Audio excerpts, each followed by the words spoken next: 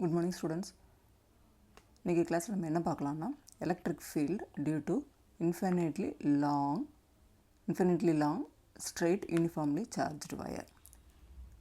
அதை கால்குலேட் பண்றதுக்கு நமக்கு என்ன வேணும்னா லீனியர் சார்ஜ் டென்சிட்டி என்னன்னு தெரியணும். லீனியர் சார்ஜ் டென்சிட்டி என்னவா சொல்றோம்? lambda.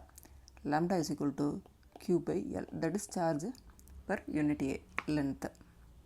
இப்போ காஸ்ல பார்க்குறோம் total flux enclosed is equal to charge divided by epsilon naught, permittivity of the free space. இந்த ரெண்டு எலிமெண்ட்ஸும் நமக்கு தேவைப்படும் டெரிவேஷனுக்கு.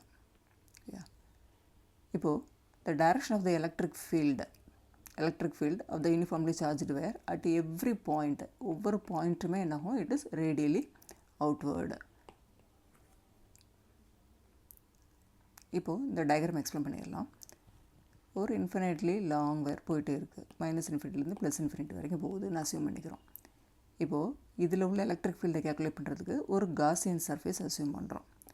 காஸியன் சர்ஃபேஸ் என்னது? ஒரு cylinder of a height L and radius R. இது யூனிஃபார்ம்லி சார்ஜ், ஸோ சார்ஜ் வந்து ஈவனாக யூனிஃபார்மாக டிஸ்ட்ரிபியூட் ஆகிருக்கு. இதில் இந்த சிலிண்டரையே நம்ம 3 சர்ஃபேஸை பிரிச்சுக்கலாம். டாப் சர்ஃபேஸை, பாட்டம் சர்ஃபேஸை, அப்புறம் கர்வ்டு சர்ஃபேஸை. இப்போது ஃபஸ்ட்டு டாப் சர்ஃபேஸ் எடுத்துக்கலாம். டாப் சர்ஃபேஸில் எலக்ட்ரிக் ஃபீல்டு கண்டுபிடிக்கணும். ஸோ இந்த சர்க்கிளுக்கு area vector outward normal direction. Electric ஃபீல்டோட டைரக்ஷன் ரேடியலி அவுட்வர்டு. ஸோ இந்த ரெண்டுத்துக்குமான ஆங்கிள் 90 டிகிரி. அதே தான் பாட்டம் சர்ஃபேஸ்க்கு. Area vector outward normal, electric field radial outward. So ரெண்டுத்துக்கான ஆங்கிள் 90 டிகிரி. இப்போ இந்த கர்வ்டு சர்ஃபேஸ் வரும். கர்வ்டு சர்ஃபேஸில் ஒரு சின்ன போர்ஷன் எடுத்துகிட்டு நம்ம பார்த்தோம்னா ஏரியா வெக்டர் ரைட் சைட் போகும், அவுட்வர்ட் நார்மல்.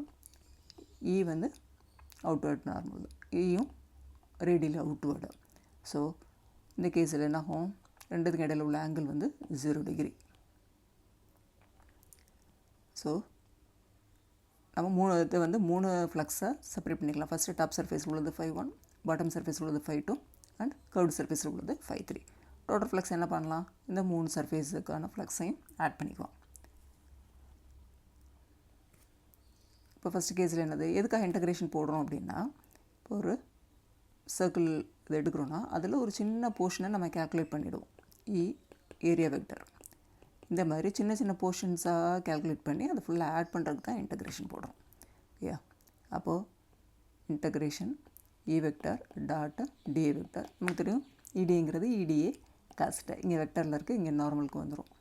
அப்போ இந்த ரெண்டுத்துக்கு இடையில உள்ள ஆங்கிள் ஃபஸ்ட்டு 5.1ல் 90 டிகிரி, அடுத்து 5.2 சர்ஃபேஸ்க்கு 90 டிகிரி, அடுத்து கர்வ்டு சர்ஃபேஸ்க்கு 0 டிகிரி ஆகிடும். ஸோ இதை ஆட் பண்ணோன்னா ஃபஸ்ட்டு 2 கேஸ்லையும் 0 0, தேர்ட் கேஸில் மட்டும் இடிஏ இருக்கும். இப்போது ஏரியா கேல்குலேட் பண்ணோம்னா ஏரியா நமக்கு தெரியும், ஒரு சிலிண்டரோட கர்வ்டு சர்ஃபேஸ் ஏரியா வந்து 2πRH. ஸோ இந்த இடத்துல 2πRLன்னு வரும். இது ஈக்குவேஷன் 1 அப்படின்னு அசியூம் பண்ணலாம். அப்புறம் காஸில் நமக்கு தெரியும் 5 flux enclosed equal to charge by permittivity. இப்போது நமக்கு இந்த ரெண்டுத்துலேயுமே லெஃப்ட் ஹேண்ட் சைடு ஈக்குவலாக இருக்குது. ஸோ ரைட் ஹேண்ட் சைடை ஈக்குவேட் பண்ணுறோம். ஈக்குவேட் பண்ண என்ன கிடைக்கும், E into 2πRL equal to Q net divided by epsilon naught. இந்த Q நெட்டுக்கு லீனியர் சார்ஜ் டென்சிட்டி நம்ம கேல்குலேட் ஃபஸ்ட்டு பார்த்துருக்கோம் இல்லையா, அதில் இருக்க formula lambda is equal to Q by L. அப்போ Q is equal to எனக்கு lambda into L. இந்த value இங்கே சப்ஸ்டியூட் பண்ண Qக்கு. இந்த ரெண்டு சைடும் எனக்கு காமன் என்ன இருக்குது, L இருக்குது, அதை கேன்சல் பண்ணிடுறேன். ஸோ எலக்ட்ரிக் ஃபீல்டை லெஃப்ட்டை ரீட்டைன் பண்ணிவிட்டு மிச்சம் எல்லா டம்ஸையும் கீழே எடுத்துகிட்டு வரேன். அப்போது lambda divided by 2πR into epsilon naught வரும். இப்போ வெக்டோரியல் ரெப்ரசன்டேஷனாக என்ன வரணும், இதே டேர்மு வித் ஒரு வெக்டர். அவ்வளோதான். Thank you students.